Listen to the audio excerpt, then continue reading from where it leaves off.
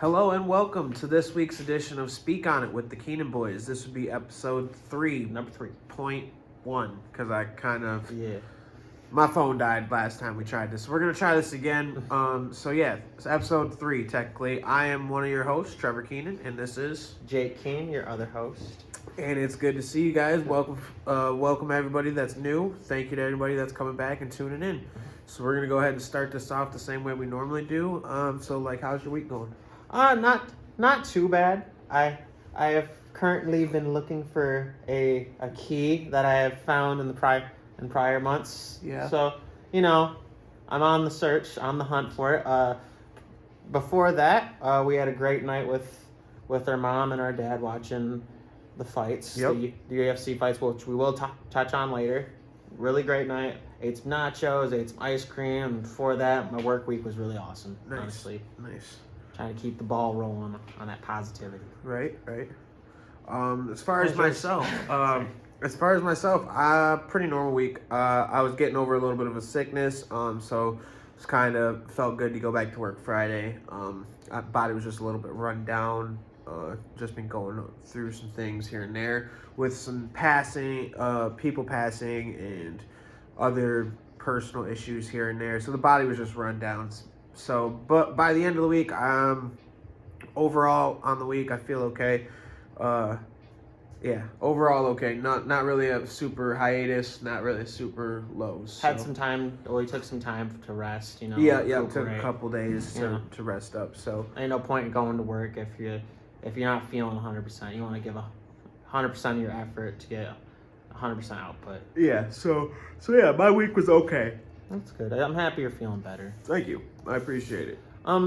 So we did watch the fights the other night. Yes. I would like to go over UFC Fight Island 7 and give a short shout out to Michael Chiesa, who is in between last Wednesday before Fight Island 7. He got a win. He's in a new weight class, looking really good, striking. He's striking a lot better. He's a taller fighter, so I think the movement to a new weight class is better for him. I think we both can relate on the fact that when you're cutting weight or you're going down in weight, you're not feeling your greatest. You're not practicing or performing at the caliber that you usually would. Yeah, a lot of times when you're cutting weight like that, a lot of fighters, at least myself included, or wrestlers, when you're cutting weight, you lose a lot of the strength and a lot of the gas tank, as we call it, your stamina. And yeah, sometimes not cutting that weight makes you a lot more of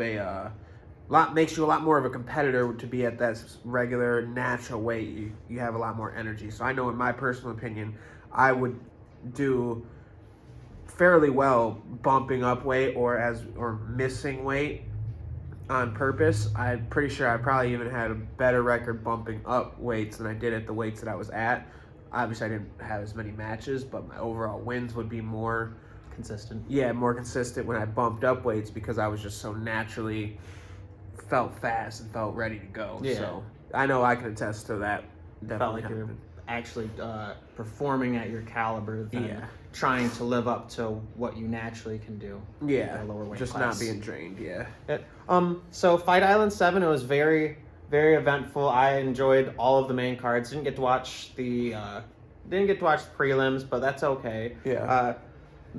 It was very eventful. So our first fight for Fight Island was Punahele. He knocked out Dusko Chorvik by technical KO and strikes.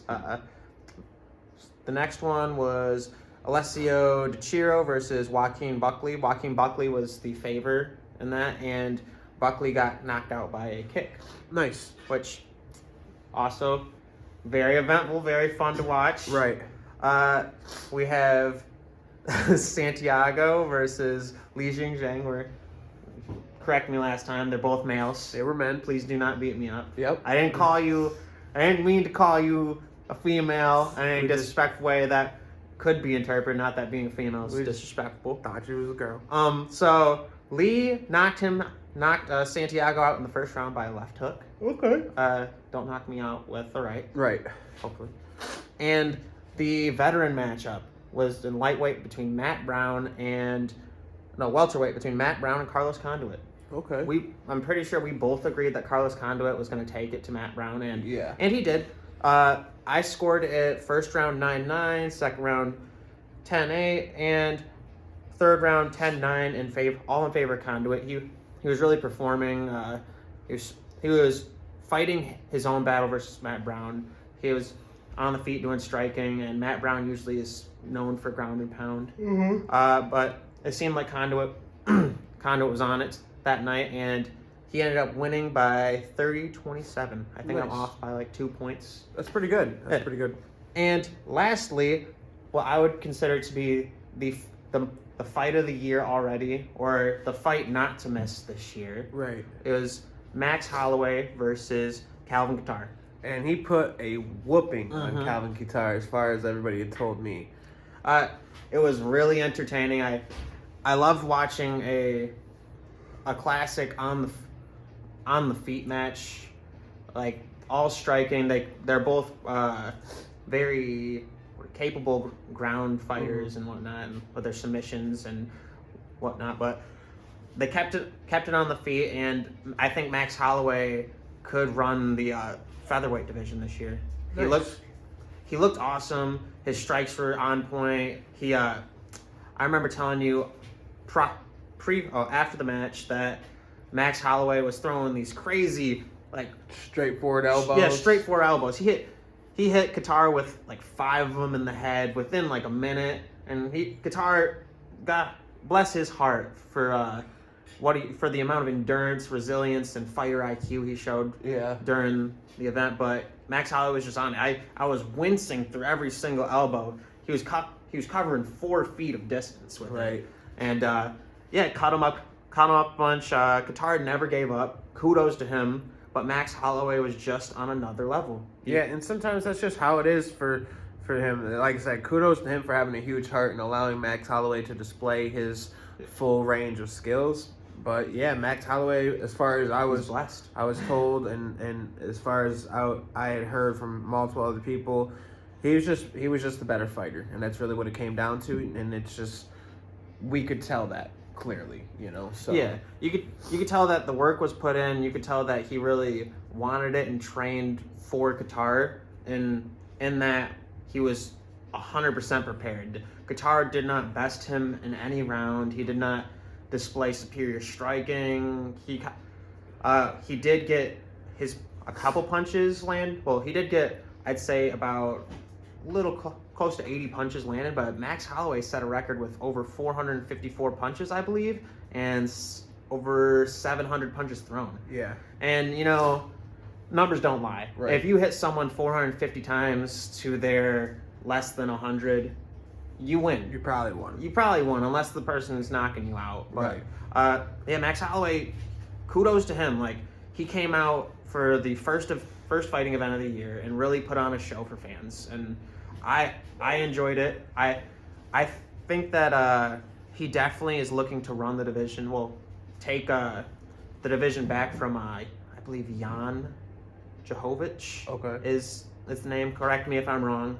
But we watched the fight where Max Holloway got beat on by the featherweight champion at your house. Remember? Was it Poirier? No, it was not Poirier. Oh, okay. But we watched it, and I thought Holloway won. He thought he didn't, but I definitely think he's ready for another title shot. He's out there fighting opponents in the top 5 and putting them away like they're in the top below the top 10. Right. So if you missed that fight, I 100% recommend watching it. I 100% recommend anyone that is into fighting, isn't into fighting, or just likes entertainment to watch it. It was a perfect display of mixed martial arts and striking, and he put on a show for everybody. Nice. It was really awesome. But down to the main event, what we watched last night. Yes. How did you feel about UFC, Connor? Well, UFC McGregor versus Poirier. Want me to start from the bottom? I can. I don't really want to go over all of them because I feel like some of those, not to really like sound like I underappreciate, some of those guys don't matter as much to me to really like go super in depth with. Let's just do the top 2 then. We could do the top 2, and I will want to go on record as saying that we both thought that Roundtree got robbed. Yeah, Khalil Roundtree. We all thought that he won that. Obviously he didn't, but I definitely thought that Khalil Roundtree won that. Obviously he didn't land as many strikes, but I think the strikes he landed were more significant, like drastically more significant. He did way more damage than Yeah, so I personally thought he won that fight, but other than that, I would, and I would like to say that, what's her name? Juliana Pena, or would you like to Caldwell? No, Caldwell. She put on Calderwood. Yeah. She put on an extraordinary display as well. I thought she killed it. She beat Jessica Eye. Just striking, like you want to learn how to strike without having to put a bunch of force in, but still do damage. She put that on display. So. A fight between 2 people with beef, and you could see it from the start. And she just calmly picked her apart the whole time. So those 2, I wanted to just say that on those. But yeah, what was the how do you feel about the Dan Hooker versus Michael Chandler? Michael Chandler's. If I want to be honest, if I'm being honest, I don't think Dan Hooker is as good as everyone was trying to act like Dan Hooker is. Yes, he's a veteran. I understand that. But sometimes, at some point, being the seasoned vet in the league isn't necessarily a good thing. It might just mean that you've been sticking around longer than you need to be there. And as far as that's my personal opinion. As far as Michael Chandler goes, I'd say he's more of a veteran to fighting than Dan Hooker is. So, to me, although he did get the knockout. No, Michael Chandler got the knockout on Dan. Yeah, I know. Okay. Although Michael Chandler got the knockout, I didn't see enough for me to be like yeah, it was an okay knockout. If I want to be technical about it, he hit him with the same weird, terrible formed punch that everybody makes fun of Jake Paul for knocking Nate Robinson out with this weird overhand like no form having punch. Well, Michael Chandler threw one of those luckies and it connected. So I'm not maybe he probably beat me in a fight. I think that Michael Chandler, he measured Hooker up for a punch with that hand, and it just so happened it was a flail that connected. Yeah. I'm not saying that he wouldn't have won the fight regardless. Yeah. It's just I don't think he should have been as arrogant as to call out like the top 4 dudes and be like, "Where's my title shot?" When yes, you got a knockout. Yes, Dan Hooker is like 7th or was 6th, but dude, come on. I mean, if you watch that footage, that was as lucky as any high school punch I've ever seen in my life. He displayed the fact that he has power, but he didn't display any technique that would show or warrant him to give claim to any of the top 5. Yeah, I didn't see any technique personally, so I'm not bandwagoning or riding the hype train on him. I'm really excited to see what he can bring to the division. Obviously, a minute or like 2 minutes isn't enough to display your whole entire repertoire or the years of experience you have under your belt. But he said he wants to fight more this year, and fingers crossed that we see him fighting more high caliber athletes that can bring out that experience or show the weakness. Right. I'm excited to watch him fight even more. So, but on to the next one. Dustin Poirier versus Conor McGregor. How'd you feel? Give any pre-fight thoughts first. Before the fight, and anybody can attest to it, I said that Conor wasn't looking like him. I said that he wasn't acting like him. And it wasn't that I'm not opposed to him being mature, but there's a difference between being calm and mature and being out of it. And he wasn't in it.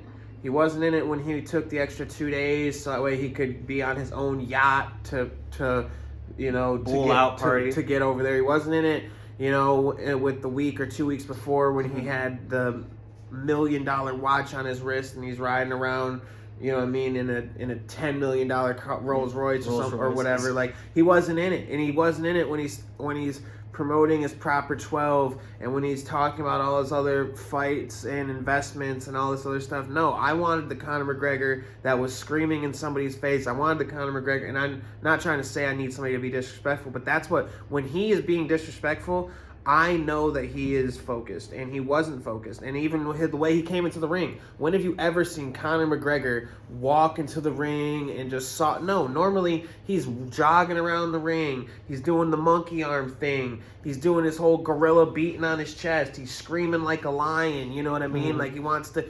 Dude, he was handshaking and high-fiving and blowing kisses to the crowd. I wanted Conor McGregor to win. Or at least to show a performance. But I knew that I called it. Anybody can say it. I said that was not Conor McGregor, and it wasn't. So I know that he still can fight, and I do believe he's probably still one of the best and most talented MMA fighters active right now. That didn't display that last night. But I think that's because he's just trying to wear too many hats. He needs to let his business partners take a little bit more control of Proper 12. He needs to let his other people take control of the social media and all the BS. And he needs to get his ass back in the gym. And he needs to get his mind right, because that wasn't Conor McGregor. Now, I'm not saying that in the first round he wasn't piecing up Poirier, because he was. He was piecing him up. But even the way he was piecing up, he was never moving around. He wasn't jumping around. He left his leg out there to get kicked. Notice all the other fights he's always been in, Conor McGregor jumps in and jumps out. He jumps in and he jumps out. That's why in his fighting style, a lot of times, like last night, he was like this. Most times you go back and look at his fighting style, his hands are like this, or his hands are like this, and it looks like he's like doing some wannabe karate pose, but he's not, because when he lunges in, he needs to have his arms out like that. And he was in here like piecing up, and that was great, but that doesn't work for him clearly, because he knows how to fight jumping back and forth. You could tell that last night, because when he didn't jump back and forth, it wasn't in his mind that his leg was getting demolished, and he didn't get knocked out. His leg got chopped down, and then once his leg got chopped down, since he didn't have the strength in that calf to be able to rotate around, all he could do was go backwards. So once his back was to the cage, it didn't allow him any mobility. That's why if you notice in the second round, it wasn't that he was tired or that he was knocked out. He couldn't move. He couldn't move anymore, because the only way that he could move was back, with his leg being messed up, and his back was to the fence. So he could no longer move left or right. So he knew that he was just going to have to sit there and take it. That's why he sat there, took it, and got dropped. So I knew that wasn't the Conor McGregor. Yeah, he in the post-fight kind of recordings showing him leaving the locker room, Conor McGregor had a single crutch for the leg that was kicked, and I definitely agree with you on the fact that he was not fighting like the Conor McGregor that wins fights. He is really good at that fencing style of striking where you engage, disengage, and you don't let your opponent find their range. But his range, he's very lengthy and he generates a lot of power, so his range can be found on his own, and the opponent doesn't necessarily know his range either, because it feels like they're getting striked from any point he wants. And what he displayed yesterday was that he can calmly fight, but he can't calmly fight and defend his body. He has to be very active in the fight, or very sporadic for his style to work. It wasn't him. He tried to do something different. It didn't work. And hey, kudos to Dustin Poirier for avenging that loss that happened in 2014. He really put the work in. He really definitely. But the messed up thing was, I feel like there's an asterisk on it, because that first round he got his ass whooped. Conor McGregor was piecing him up the whole first round. The only reason that Conor lost, and I'm not being that type of guy, the reason he lost is because he didn't have a right leg anymore. By the second round, Dustin Poirier, kudos to him for attacking the leg the way you're supposed to. And you can't. There's no table that stands on one leg. It's just not. That's just it doesn't work like that. You know what I mean? So like, kudos to him for doing that. But it has an asterisk, because if you watch the first. The fight was only 2 rounds, really a round and a half, because I think it was about halfway through the second round that he beat. So really, you lost a whole round and you won a half a round. Yeah, but I'm not taking it away from him, but it's just like, it makes it bad. I'm not gonna go around being like, oh, Dustin Poirier is better than Conor McGregor, because I just watched Conor whoop your ass for 3 minutes. and then you took his leg away and got to whoop his ass back. But that wasn't a good win for me, I guess, on his part. It wasn't a win to validate him. Definitely don't call home about that. Yeah. Like, well, it wouldn't validate him against the Conor McGregor that everyone imagines. it's different than the Khabib win. I'll say it like that. The Khabib, Dustin Poirier won but he got his ass whooped first. Mhm. Khabib won pretty much the whole fight. There's an argument to be made that Conor won one of those rounds with Khabib, but you notice that it's an argument. Yeah. So that was I a personally real don't win. think Conor's I don't think close to as good as a in the ring fighter as Khabib. If it comes down to striking, Conor McGregor beats Khabib, but when it comes down to in the ring brass tacks, I think Conor McGregor does not have enough in his repertoire not this Conor. In his repertoire to face Khabib and warrant a rematch. But on the topic of Khabib, Dana White met up with Khabib a week prior to this event and Dana White previously said that he doesn't blame Khabib for wanting to retire, but he definitely didn't want to hold him accountable for what he said because he was, of course, in a very emotional state, and he doesn't think that you should make business decisions in an emotional state, which is a really good it's a really good thought process. You shouldn't be emotional when you're making decisions about money or your financial well-being. Right. And Khabib and Dana White met up, and basically what Khabib said is that he's not going to hold up the division. That if someone comes along and is trying to claim the title, that he'll move out of the way and he's going to move out of the way, vacate the title, and he said that he does not want to fight George St. Pierre, and the feeling is mutual from George St. Pierre. He doesn't want to fight Khabib.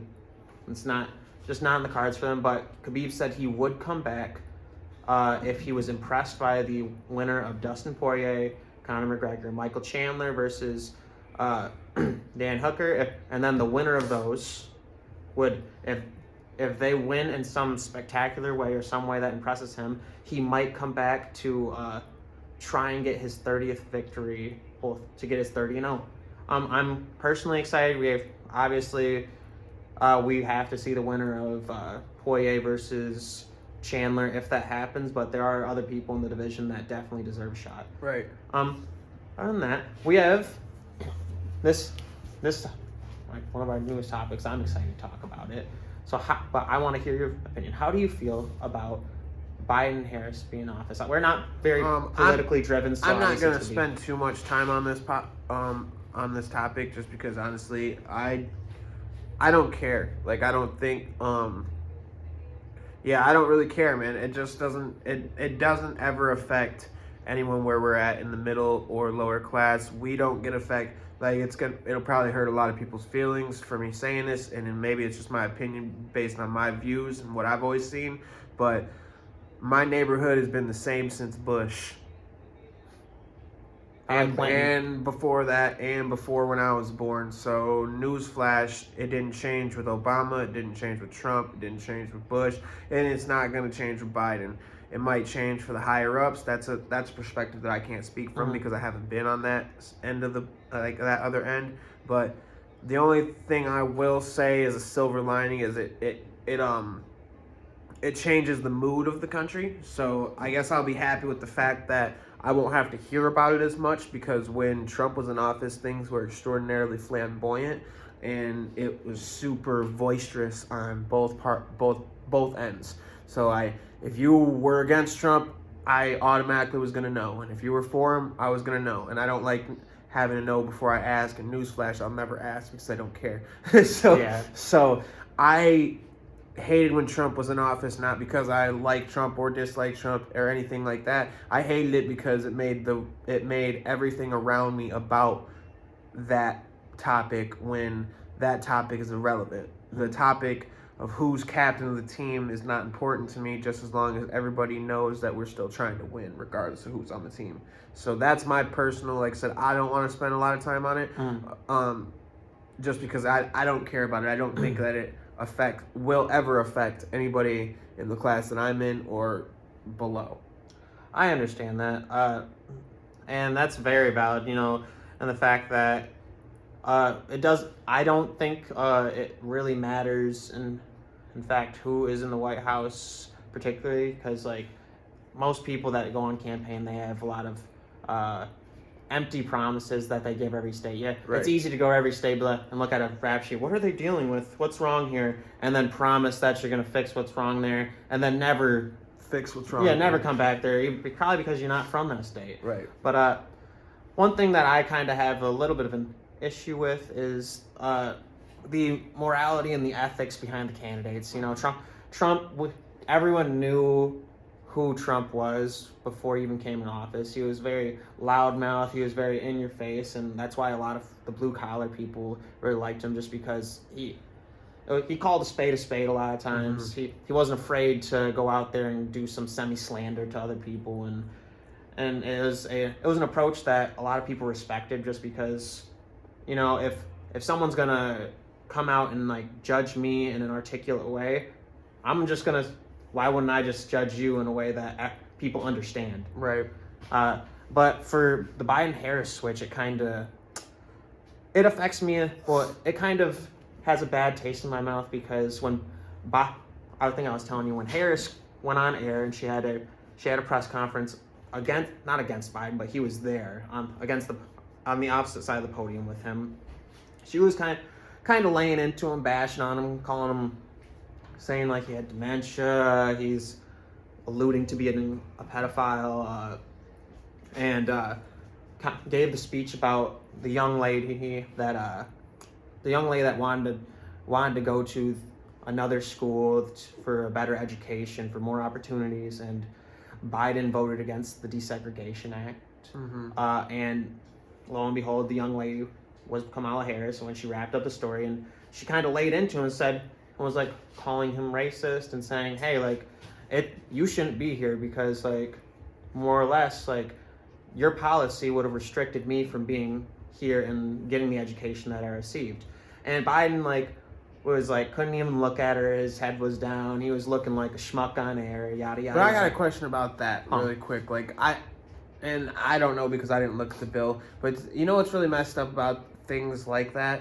Like, he probably voted against some type of segregation, something, but who's to say that, like, there's never one thing that you're voting against, you know what I mean? So they don't say, okay, do you want blacks and whites to go to school, yes or no?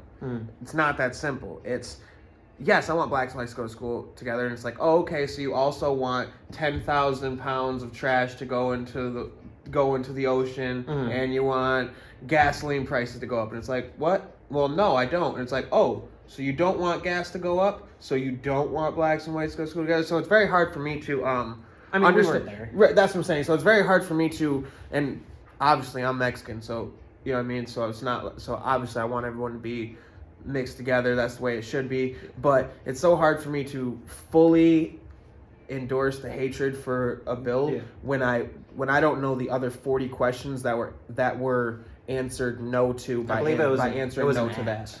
So It was a specific thing that I was getting. Like I said, I never know, because with that, they do that shiesty stuff all the time. But besides the point, it leaves a bad taste in my mouth, in the fact that when that did happen, I was very for Kamala Harris. I was very happy that someone would blatantly come out right and call someone on what they did, and right. And I think I was saying, like, I was like, yes, Queen, you can do this. Like, of course, you're standing up to someone that deserves to be stood up to. Right. And you're obviously making this person look like a jackass on television. Yeah. And I don't understand why she's his vice president. I feel like her voice, her opinion, her morals, her ethics were all bought by Biden.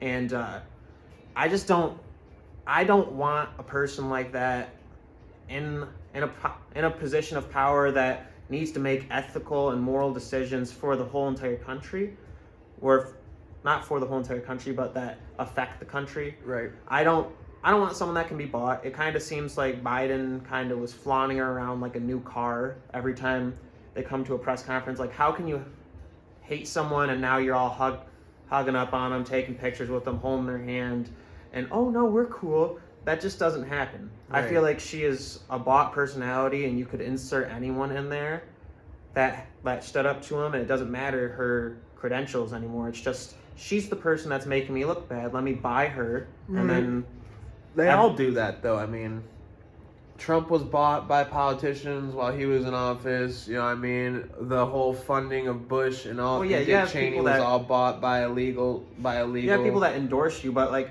if you come out and you give me a statement like that, and everyone supports you off that statement, like that is what I identify you as.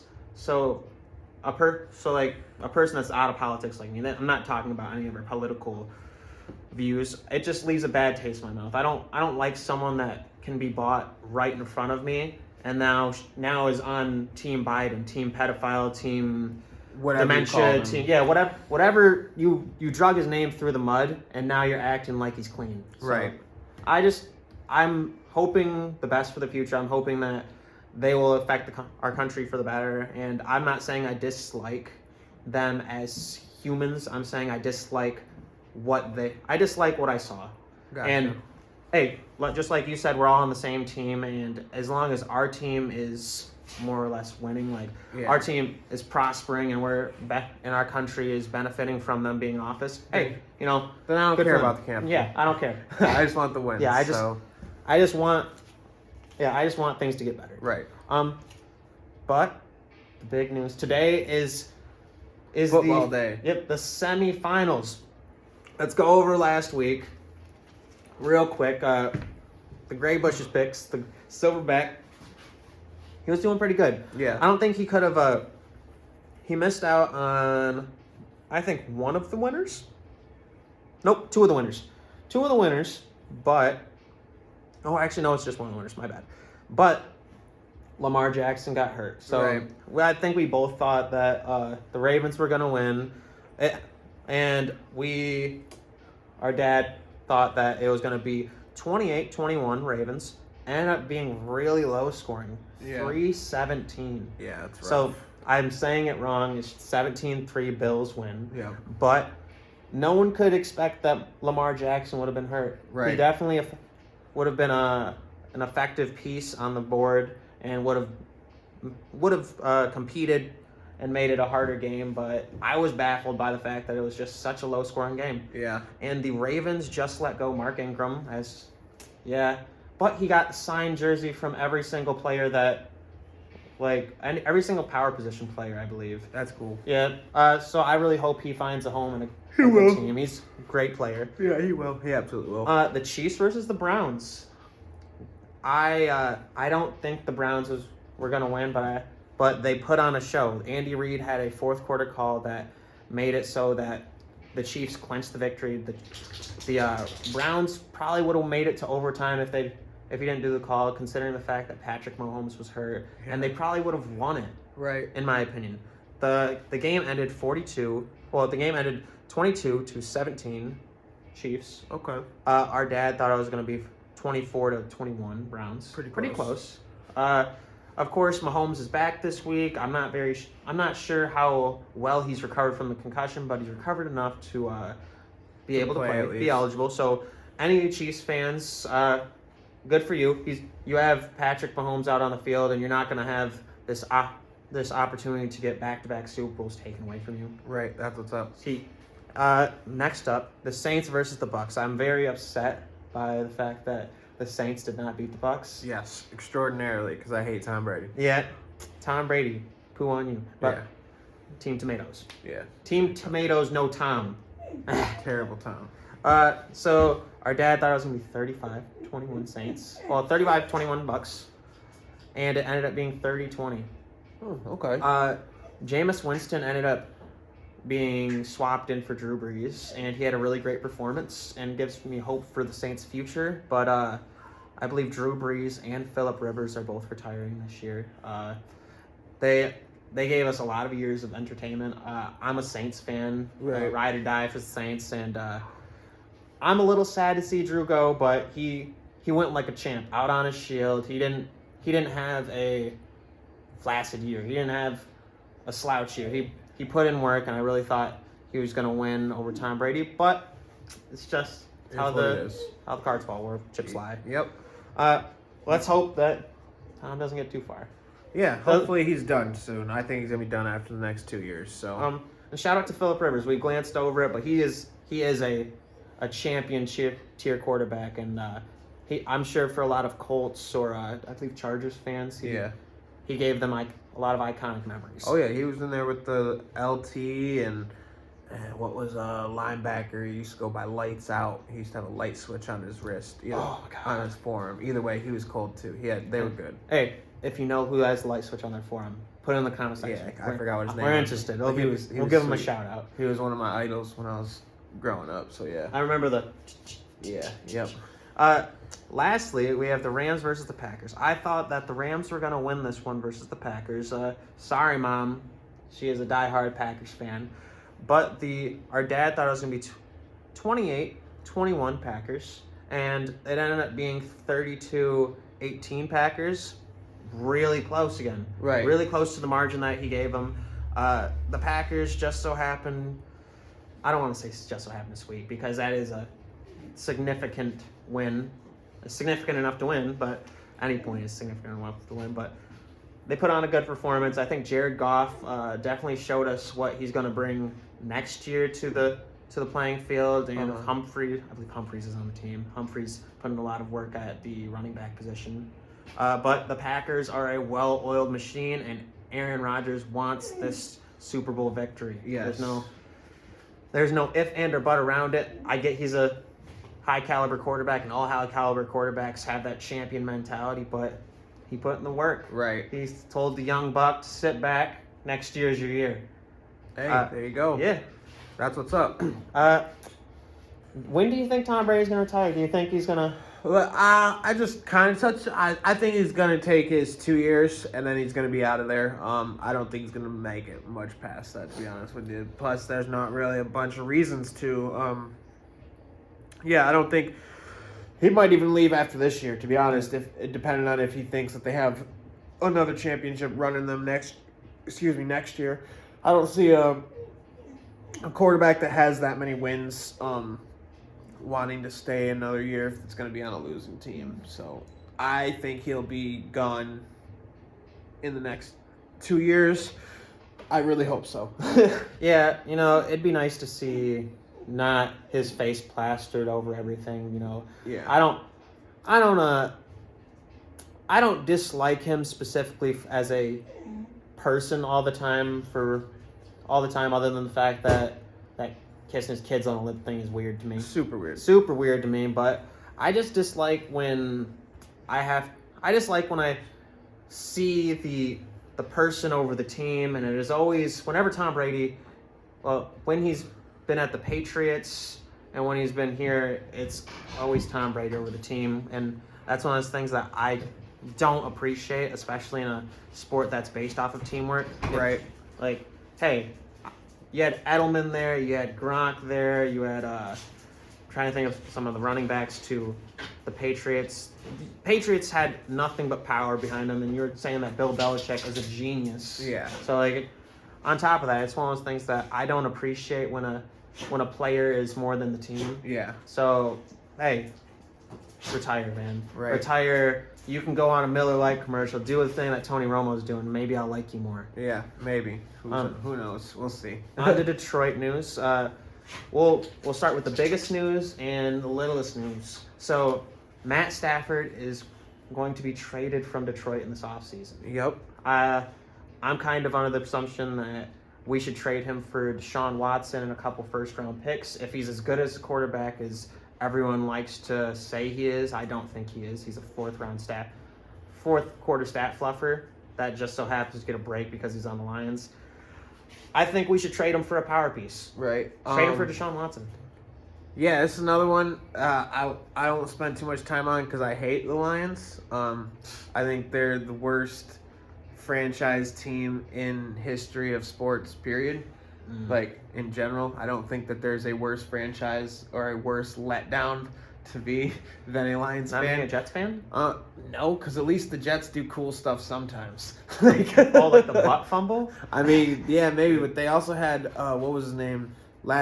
His last name was Smith, that used to be the quarterback there, and he was kind of good for a couple years. So, yeah, I I don't think that Stafford is necessarily as bad as everyone that is a Lions fan is saying he is, because it's the same thing they said. I remember vividly all Lions fans being ecstatic when they got Stafford and being like, "Oh, look how awesome he is! Look at how great he is!" So I think it's just the Lions suck as an organization, and so I don't think that really meant. I don't think that it's going to matter too much him being gone, and I also don't think that personally. I don't think Deshaun Watson wants to be a Lion. He said he'd go to the Jets. He said he'd go to the or Jets. Dolphins. But what I'm saying is, the Lions have that stigma. Everybody in the league knows once you go to the Lions, your career is dead. Mm-hmm. And it's just a fact because if unless you're Prater. Nah, it's still he's not going to be claimed as anybody great. I think he's not. Even though he has the most kicks, you have the most kicks. Why? I think he has the longest field goal. But it's why. It's for the same reason why you just made the argument that Stafford's a fourth quarter stat stuffer. He wouldn't have that many chances to make 65-yarders if they would get within 50 yards of the fucking touchdown. So yeah, of course he's gonna have the longest kicks because he's had the most tries at them. Like it's not like what's his name, Janikowski, the dude that used to kick stuff like here and there for like Oakland and whatnot. That was kind of a fatter. Like no, it's like even a blind squirrel finds it. Yeah, dude, you give me 9,000 tries to kick a 65-yarder, I probably gonna get a good few. More than a guy that's only gonna get 2 tries, that's for sure. So like, yeah, I just don't think that. I don't think he wants to go there. The stigma is just too deep of failures. If Megatron couldn't go there and get a ring, tell me what athlete and specimen can. Yeah, but, I want to say that Stafford was throwing to Megatron, and I don't think so was good. Joey Hat. There was 3 or 4 quarterbacks that were throwing to Megatron. So I'll reiterate the statement. If Megatron can't get you to a playoff win, let's not even go to Super Bowl. They had like 1 or 2 playoff wins. I don't think they did. I'm pretty sure they didn't. Actually, I thought they almost made. They might have maybe had one. I thought they almost made the quarters twice. Nah, I'm pretty certain that's a super no. I'm pretty certain that if they've won a playoff win, it's only been one. Okay. So it's like, no, you can't convince me that a 7-foot-tall, 265-pound specimen of a athlete has arguably one of the most quiet and just not spoken about careers because he went to a horrendous organization and that guy couldn't change anything, but anyone else is? Nah. No, if I was Deshaun Watson and my manager even spoke about me going to the state of Michigan, he'd be fired and he'd be stoned to death on the spot. So I'm sorry to all Lions fans, but newsflash, let's be real, you ain't getting Deshaun. You ain't getting him. I feel that. You just can't. On topic of Detroit, and we're not gonna go too far. Yeah, because we aren't a sports podcast, so we don't want to spend too much time on sports. But I do like the new GM of Detroit. His dad was an offensive lineman, he was one of the first black offensive linemen, so he has roots in the sport. And he said he wants to diversify the front and the back office, and I don't really care more or less about diversification as a specific thing. I just care that we're getting the best people for the best jobs. So hopefully, if there's some people that are getting overlooked because they might not be this particular person that everyone looks for or the preference of the front office people, I'm happy that we'll actually be looking over all candidates and looking at them under a magnifying glass and taking the best out of them. Right. How do you feel about the new coach? I know you have some opinion. Yeah, I thought it was just funny. He was crying on the podium. He kept tearing up and crying and saying that he was gonna bite people in the kneecaps and bite chunks out of people, and it just made me laugh as a Lions fan or as a Lions hater fan. Do you want to quote any of it? Man, it was pretty bad. Like I said, he was once you knock us down, we're gonna bite your kneecap off. And I was just like, man, they must not be paying well at the Lions if you just got the job and you already resorting to cannibalism. Like he must not know that the Little Caesars headquarters arena is right down the street. Yeah. I see it where I work every day. So like, you can pop over to so that's pretty bad. pop over some pizza. So yeah, he was crying. It made me laugh pretty hard, and it also it just didn't give me very great confidence in them, considering the fact he was saying the right things and he was getting teared up, and I understand, but I'm all serious, like all jokes aside, he was trying to be sincere, and he was saying that they're gonna resemble the heart of the city and da da da da. But I'm like, I don't know what city you've been to. Yeah. Ain't nobody in Detroit biting kneecaps. Yeah. I work in Detroit. I work in Detroit 5 days a week. I go to the corner store every day. I ain't never had not one person even ask me, like, yo, can you finish that kneecap? Like, nah, I'm good. I'm good. Like, my kneecaps have never been in question. So, I don't know what's up with him. Check on your boy. He's mad hungry. Hannibal Lecter over there is talking about biting chunks out of people. So, I hope maybe it's a good sign. Yeah. I mean, if you eat the rest of the competition, I think you win. Yeah, you're gonna end up looking like Fatty P. Yeah, so I don't know. But maybe he was going after Fatty P's position when he bit his kneecap and he had to wear the boot. Yeah, I don't know. It was funny though. It cracked me up. Either way, there's a quote from a relative that we both don't Yeah. align with. I'd rather chew a nut than lose a fight. And that's what it made me think of. I'd like to tell everyone out there, if I'd rather- chewing a nut, if balls are in your mouth, you've already lost the fight. You lost the fight. You lost the fight, and you lost the dignity if you want to chew You on lost it too. all things you could have won. Anything that might have been a win is now a loss. Yeah, that is an L for you. Lastly, the NFL, who do you think is going to win between the Packers and the Bucks? The battle of the old men. That's pack attack all day. I think Aaron Rodgers is going to take it personally. I think he wants to have those wins over great quarterbacks or quote-unquote great quarterbacks. I think regardless of how many rings somebody gets, once you're a Hall of Famer, it starts to become a me versus you thing. So I think amongst those great quarterbacks, Tom might go, yeah, I got 7 rings or whatever it is, and Aaron Rodgers might go, yeah, but you ain't faced me for those. You know what I mean? So I think he wants to make it a personal. I beat Tom, and my Packers beat his Bucks. So I think he's gonna go out there and try to put on the show. You know what the best thing that goes with grilled cheese sandwiches? Tomato soup. Tomato soup. Serve Tom some tomatoes, you cheeseheads. Serve Tommy some tomatoes. Yeah, you don't like the This information. is kryptonite. He's not a fan of the I definitely information. think the Packers are gonna beat the Buccaneers. I think they have a more well-assembled team toppling back to Bill Belichick. I do not think the Buccaneers have assembled the squad for Tom Brady, but I do think that Green Bay has assembled the squad for Aaron Rodgers. So I think that their team overall will beat the Buccaneers, and I do think Aaron Rodgers will be better than Tom Brady in this matchup. I think so. On to the next one. How do you feel about the Chiefs versus the Bills? I'll go first and say I do think that the Bills are gonna win, but I think they're gonna win because Josh Allen and Humphreys are working like a well-oiled machine, and I think that Patrick Mahomes, even though he's been cleared, I don't know if he's functioning at 100%, and there's a difference between playing.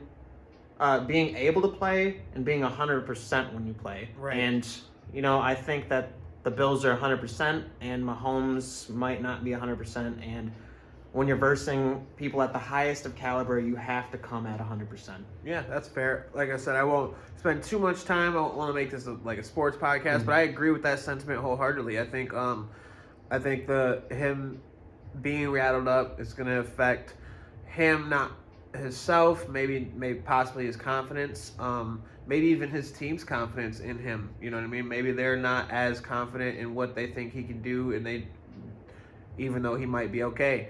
I also think, what was that? Where was I just going with that? Oh, I lost my train of thought. So I was gonna say I definitely think the Bills are gonna win. I think that's gonna affect them as far as him not being fresh. You know what I mean? and I think it's also going to help the mindset of the Bills. Like, they're gonna have more confidence going in. They're gonna be able to tell their guys, hey, he's not 100%. Yeah. You know, or they're scared to put him in a position where he can get hurt again. Right. So yeah, and plus I bet against the Bills the last 2 times, and they proved me wrong. So I'm gonna go on record and say I think the Bills are gonna take that. So if the Bills and the Packers win, it's not our if the Bills and Packers don't win, it's not our fault. But if they do win, it's your boy. It's your boy. So I have news. I have a little bit of news for Microsoft. It's new in the news. It's not specific towards gaming.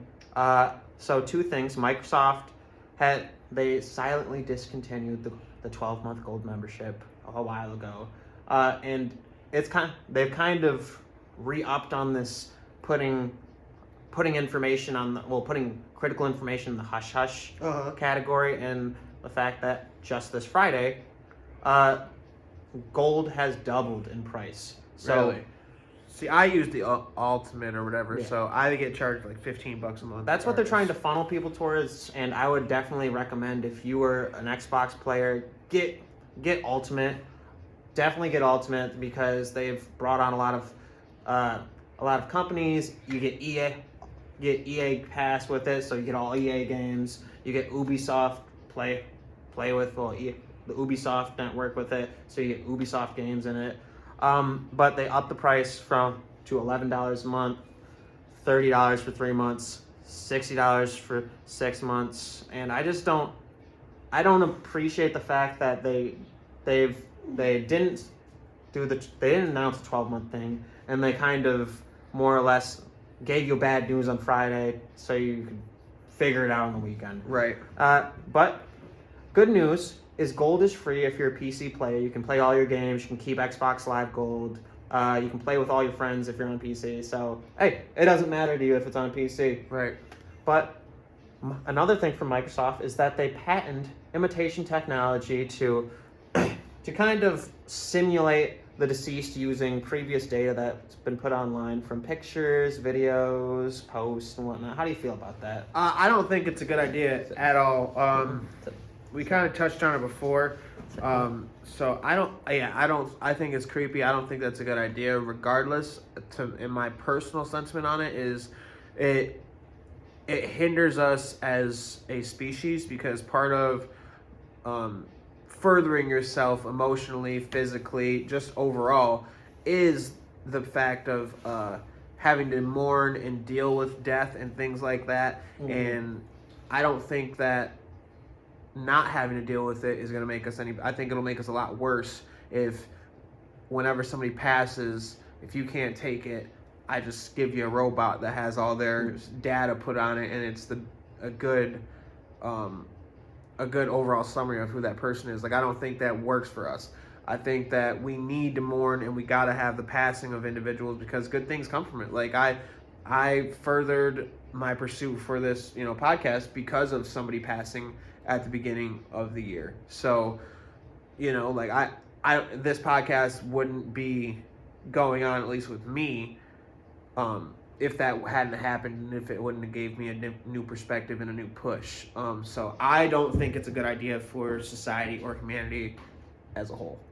Yeah, it's good to have that experience in life, and to be able to let go and move on further past struggles and tragedies and whatnot. I think on top of that, what's stopping us from simulating people that are still living? So say you become President Trevor of the United States of America, and you say something I don't agree with. What if you get yoinked? And I'm like, all right, well, I have all this information about President Trevor, but I just need to correct one opinion. What's stopping some people from pulling people? Kind of like that Big Brother aspect, where it's like Illuminati, who's behind, who watches The Watchmen, from a series the comic books I like to watch, I like to read. I don't dislike the fact that they're trying to further technology. It just does not sit well with me. Yeah. This advancement. Yeah, it doesn't sit well with me. I don't think that it helps. I don't see the purpose in it. So it's just a little weird. Yeah, it's super weird. Not feeling it. So, in disc golfing news, would you like to break? Yeah. So Ezra Adderhold was originally one of the bigger names on Team OTB. As far as to the big names, I would probably put him up there with Drew Gibson for the team. OTB is just an online discing store. I get no sponsorship from it, but if you guys ever see this and want to hit your boy with a sponsorship, let me know, because Hey. I love OTB Disc. It is one of the best disc golf websites. ripped. Dude, I told you, dude's a monster. Yeah. He doesn't look He's like a regular He's disc a golfer. unit. Yeah, he is. But what I would say, OTB Disc is one of the best places to go buy discs from. If you are a disc golfer, I would say definitely go there and try them out. One thing that I like about their disc site, as opposed to other places, even like Discraft, is you'll get a picture of the disc, and you'll be able to go within a range of weights. Within like 1 or 2 grams, you can pick what your weight's going to be, but you never know exactly what foil you're going to get. So like color. and that's what I mean. Like, so you might pick a disc that's a yellow. You want a yellow disc and it has a red foil stamp on it, and you see it looks super cool on Discraft, and then you go to buy it and it comes in, it's the disc you wanted, it's the plastic you wanted, but it's baby blue. You know what I mean? Yeah. Which is cool if you like that, but you asked for a yellow one. So what I like about OTB is they give you the exact disc, exact model. This is what you're buying right here. That's what's going to look like in your hand. That's what will be shipped to you. So they're one of the pioneers as far as They're that. reliable. Super reliable. So enough giving them their props. Ezra was on their team. He just had an announcement. He switched to Discraft for a 2-year deal. He's going to be on the elite team with names like Paul McBeth, Paul Ulibarri, Paige Pierce, Haley King, Austin Hannum, Brian Earhart. I mean, I got a good few. Yeah, in a there. lot of the top players in the league. Yeah, a lot of the best players are going for disc. Or to be real, a lot of the best players right now are coming from Discraft and Innova, and then a sprinkle of Prodigy Disc and Discmania kind of in between. He's going with his Tour Series disc is going to the Ezra stamped Nuke. It is one of his favorite discs. If you're familiar with his YouTube videos and his channel, which the dude crushes the disc. So if you ever want to see somebody rip something 500-600 foot, check him out, because The Nuke's my favorite disc to use for a roller. yeah, the dude can rip a disc. So he's going with that for his Tour Series disc. Yeah, I think he'll do extraordinary. Iron sharpens iron, so I can see him getting with some of those people like a Paul, Austin, Paige Pierce, stuff like that, and furthering his game even more, because the dude he is probably one of the farthest throwers on the disc golf tour, as far as like being on a disc golf course and throwing a disc. Obviously, the whole 360 turnaround rip in the desert thing it's not the same as throwing a disc the normal way and really getting a rip on it. So he can rip a disc with the best of them. He's a monster. And yeah, kudos to him for being Team Discraft, because it'll go well for him, I think. Big kudos to him. It's always good to see people in sports that you like get the appreciation that you would further put towards them. Like, why? Like, I could understand why you'd be like, why doesn't this dude got a deal? Right. Like, And we actually have another announcement too. Yeah, for Paul McBeth's discs, right? 2 announcements, actually. First, Paul McBeth's Tour Series Big Z, not Tour Series, Paul McBeth Big Z Lunas. You're going to be on a waiting list for him. And if we're going to be honest with each other, folks, just go ahead and plan to put $65 to $100 aside, because that's what it's going to cost you when you go on your Facebook marketplace or somewhere else, because chances are, unless you're already on the pre-sale list, you're not going to get your hands on that. And that's just kind of how it goes for his disc now. You know, like since the times of the Proto Kong, his stuff just been getting, which the Proto Kong is actually a Zeus, just so that way people know. Mm-hmm. But since the times way back then, all his stuff is getting bought out. I mean, the guy's got a foreign whip, and that's for a reason. You know, so if you want that disc and it's something that you need for this season, just go ahead and take the lick and just assume that $65 to upwards of even like $100. And honestly, probably pretty close to the same price range for some of those nukes. I haven't really checked on it too much myself. I did see a couple for like $50 today, but you just never know. I saw some Lunas getting sold for like $80. Yeah, so it's just one of those things. So yeah, Hopefully, we I see don't him throw- with the counter watch. I don't throw a Luna, but that's also part of the reason why I don't throw a Luna, because I know if I throw that disc and it gets lost, it gets beat up, whatever happens to it, I'm either gonna have to pay a pretty penny to get another one, or I'm going to have to switch my throw completely. So that's the reason why I actually steer away from that disc, regardless of how good it is. And I know it's good, but I don't throw with it for the scare of I can't. It's hard to throw. I like to have 3, 4, 5 of that same disc in my bag or at home, so that way when I learn to throw that disc, I know how to throw that disc. So I won't play with that disc because of that. But if that's something you need, put the money away. And, because you're probably not going to get it online. Yeah. And yet another new? Yes. James Another Conrad. one. James Conrad. The Hair, as some of them call him. Big news. I heard he's going to Team MVP. He was on Team Innova. And it's actually huge news. I didn't research on it too much. I heard it from another source. But I heard he's going to MVP. Normally these deals are 1 to 2 year deals, so I'm going to assume he probably did a 2-year deal.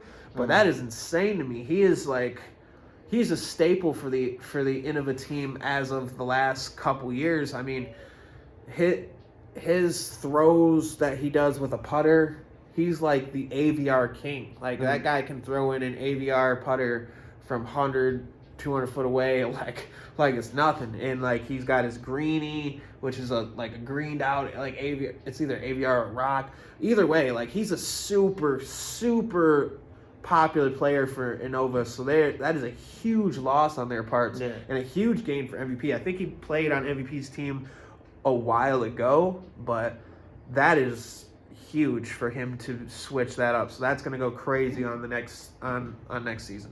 Yeah, that's awesome for him. Honestly, not that Innova doesn't deserve him, but if another person is putting a higher price on his name, it's really awesome. It's just crazy to me. I mean, I think they just came out with the JC, because originally they're called JK. They have JK series AVRs, but he's James Conrad, so they came out with some JC ones where it had like his hair flowing across the putter like type thing. So it was cool, but whatever. Hey, kudos to him. Buy him while you can. Yeah, and good on MVP for getting him. In gaming news, we have two things in gaming news. League of Legends, a game that I've been playing for, I'd say, when I was a freshman. It's been a while. Okay. They usually tell people what season you joined. I'm a season 2 player. Season 2 player. I think they're approaching like either their 15th plus season. Okay. I've been there for a while. Put in my reps since the day of the kind of muddy graphics. You can play it on any laptop usually. You don't really need that high of a laptop to play it, so you can enjoy it either way. They released a new character called Vigo. So this character is based off of an item that's been in the game since I've started. So it kind of expands upon the lore. They released like 2 trailers for him. Guy's badass. You finally see him wielding the sword in the trailer and whatnot. It makes me happy that they finally refined the lore that I've kind of loosely followed. Like it was hard to follow when I first started, just because it didn't link up a certain way. But they've made everything weave together, and if you're into MOBA games, which are top-down games that are like which can be top-down objective-based games, which this is specifically it. You have a segue into it. This is a turn of a new leaf. There's a story to be read, hours upon hours of reading, and they're refining their whole entire universe right now, and I think it's a good time to join the game. It makes me excited that something that was alluded to way back is finally being pushed to the forefront, and I'm interested. I might hop back on League. I have probably close to $1,000 invest in the game. Yeah, it's a money pit. It's a money pit. they say skin to win. That means if you look pretty, you should do well. Right. Not always the case, but yeah, it's a fun game. I feel that. But this is for us. How do you like the new the Apex update? We talked about it last time. Yeah, so I was actually a big fan of it. Well, actually, let me read it. Let me rephrase that. There was things that I was happy about, things that I was not. Things that I'm happy about, the Fight Night thing. I think it's awesome.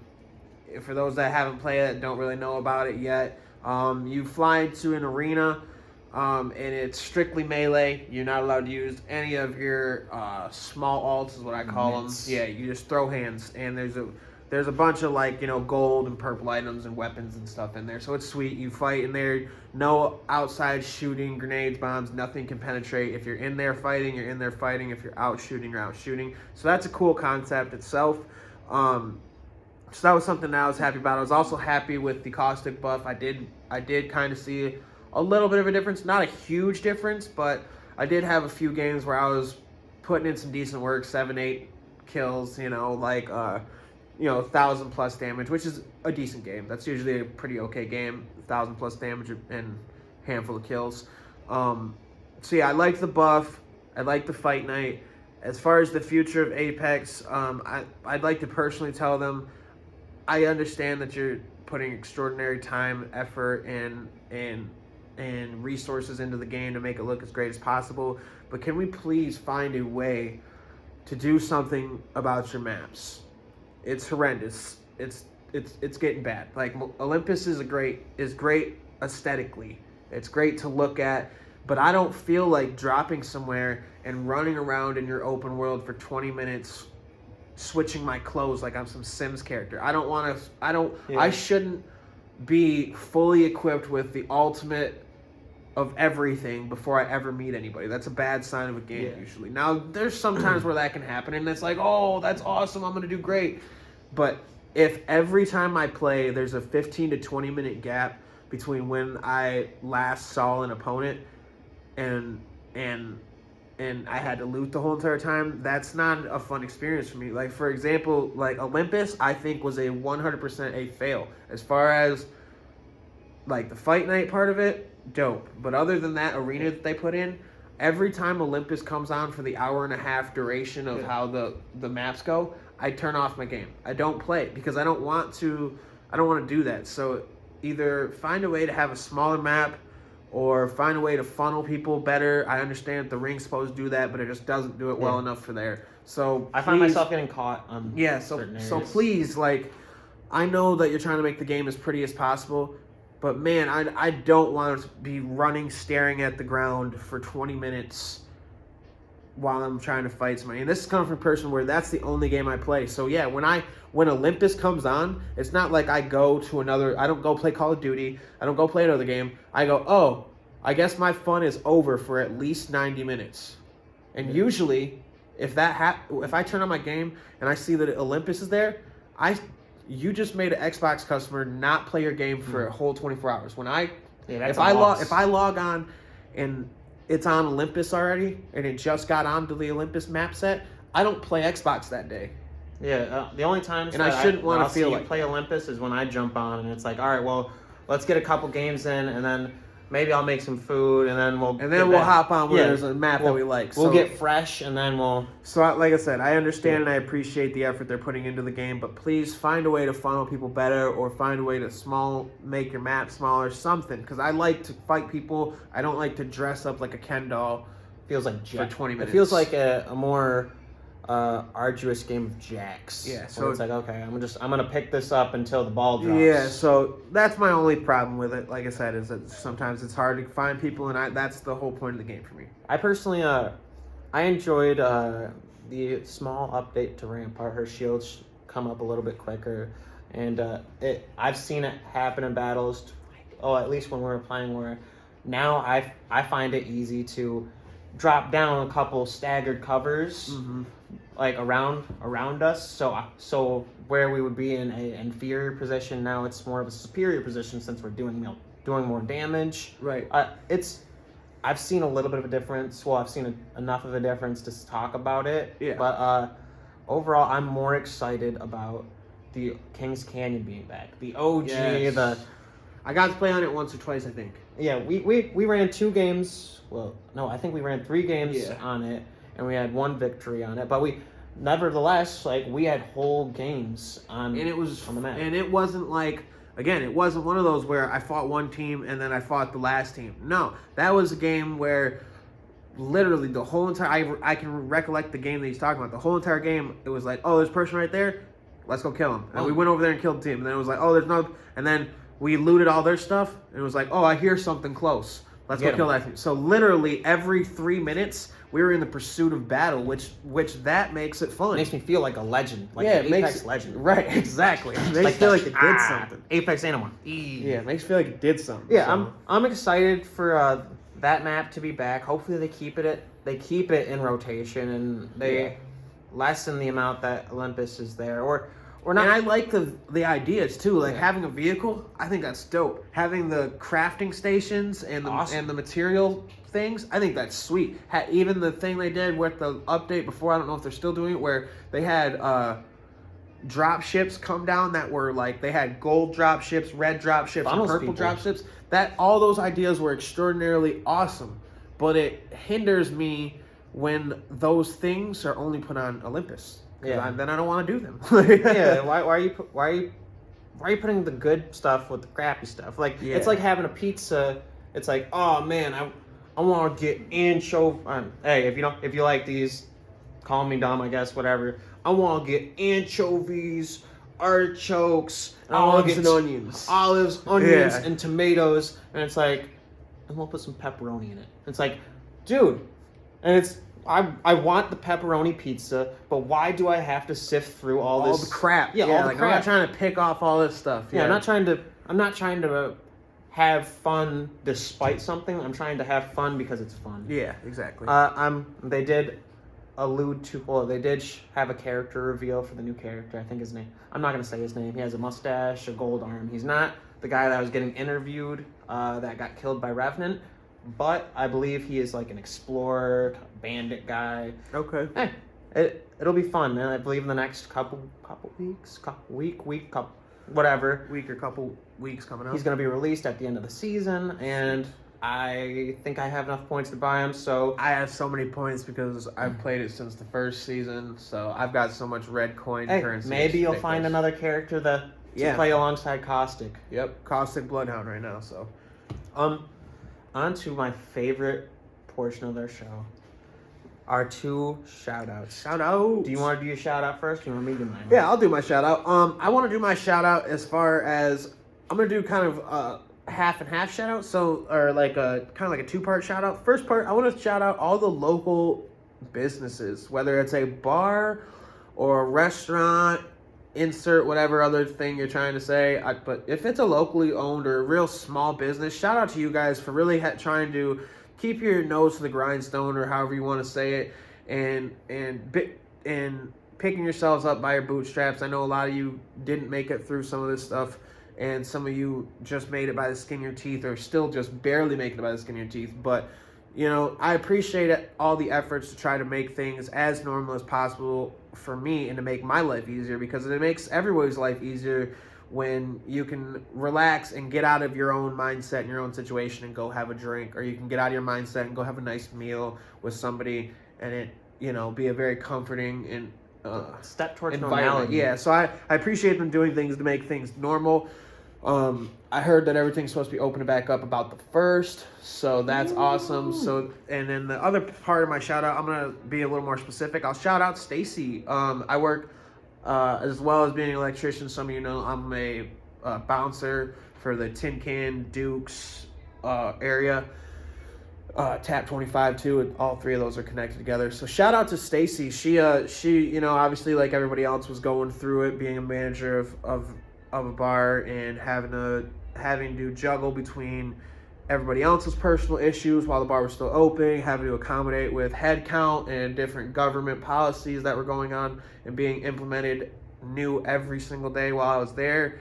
So yeah, shout out to her for doing her thing, keeping her head above water, keeping the ship afloat, and look forward to coming back and seeing her on Saturdays and and being there. So shout out to Stacy. Keep your head up, and hopefully things get normal soon.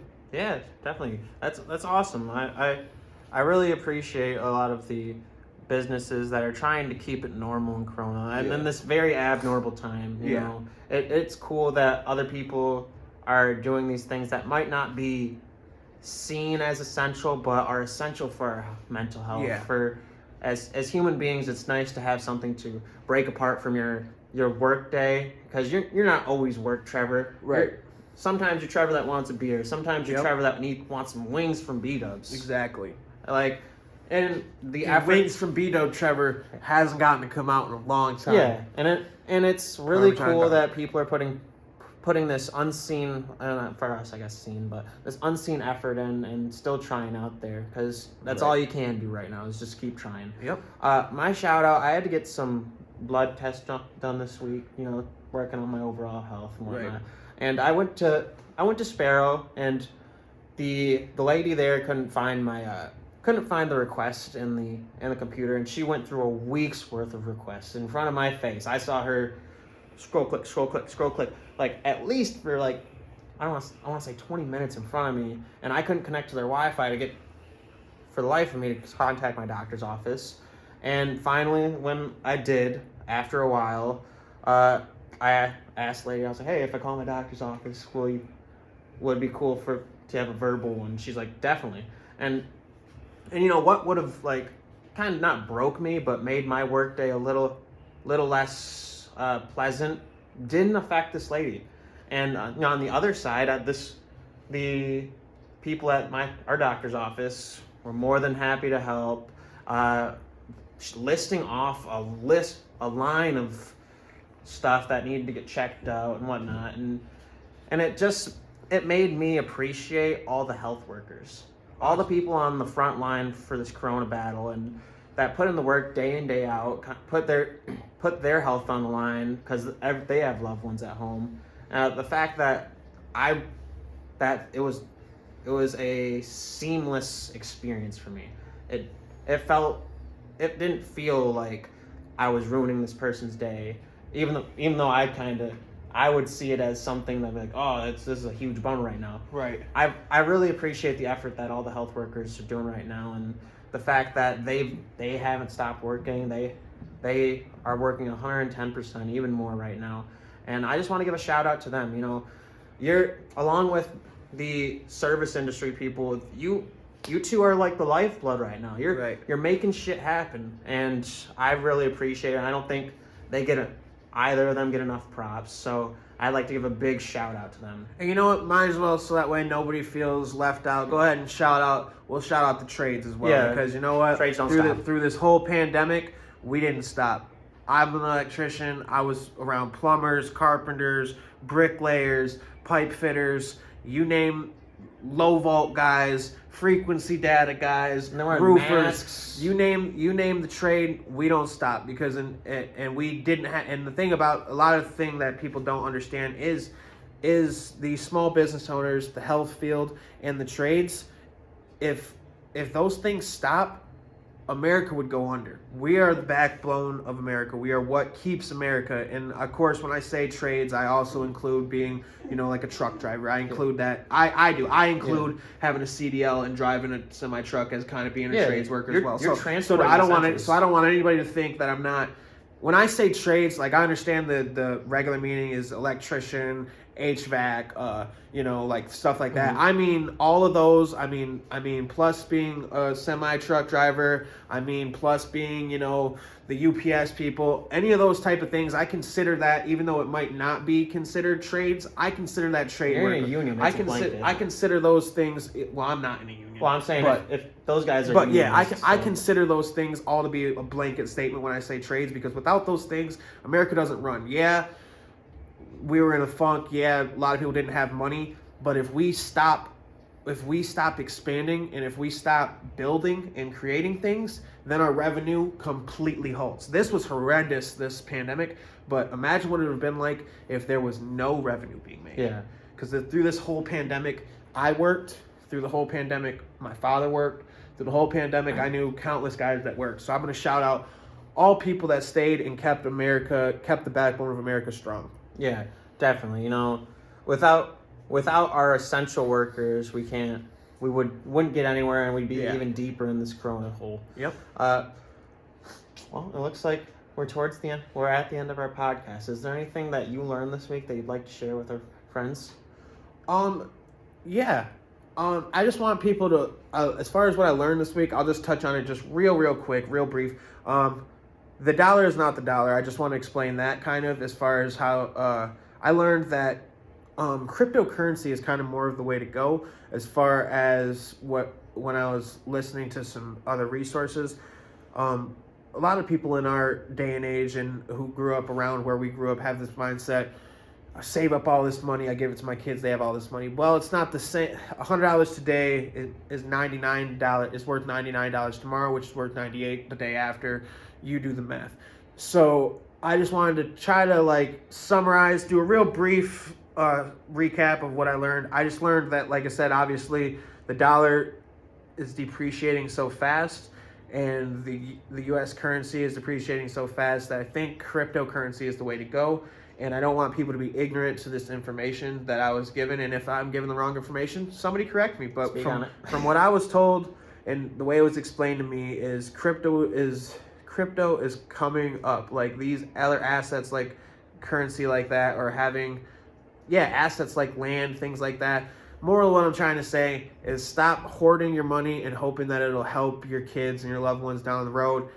Invest it in some way. Make that dollar become two. And I'm not telling you to be dumb and go invest in some random new cup holder or some BS like that, unless you think that's going to be innovative, and that's cool. But try to invest your money smartly and make your money work for you, because when you have $1 million, you can only buy $1 million worth of stuff. But if you have $1 million worth of assets, well, then the bank will give you a loan for $2 million and your house payment. And then on top of that, if your house is one of those things, well, you can get a loan on your house. You can get a loan on your cars. You can get a loan on insert. And you got this great credit. So if $1 million isn't the same as $1 million worth of assets and credit. So I just wanted people to be privy to that information, because it's not something that we were privy to. So yeah, I'm going to try to start investing my money a little bit more and make my dollar work for me as opposed for me working for my dollar. So that's what I learned. Yeah, that's great information. I really wish I had known some of that stuff earlier in life. But it probably would help with college. Yeah, for sure. Would open a lot more doors for me, and given a lot more possibilities for growth. Yeah, for sure. So that's really good information. Thank you. Yep. On my end, something that I want to retouch on that I said earlier in this podcast is if you don't stand for something, you fall for anything.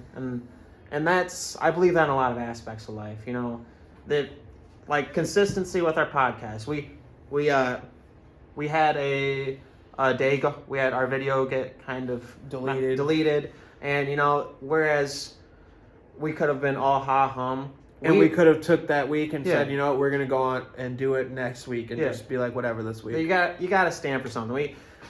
So we want to preach consistency for our podcast, even though our days are off. Yeah. But hey, we're still getting it.